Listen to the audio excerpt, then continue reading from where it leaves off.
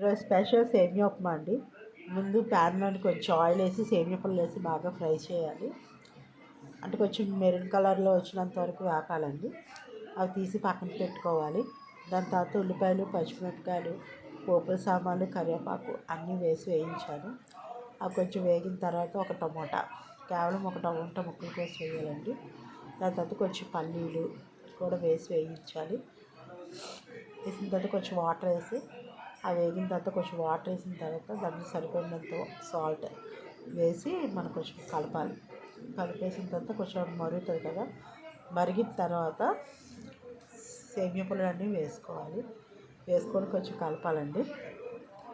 కలిపేసిన తర్వాత కొంచెం కలుపుతూ ఉండాలి. కలిపేసి మూత పెట్టుకోవాలండి. మూత పెట్టుకుంటే ఒక 5 minutes ఉంటే రెడీ అయిపోతుంది. Thank you friends. ఇదే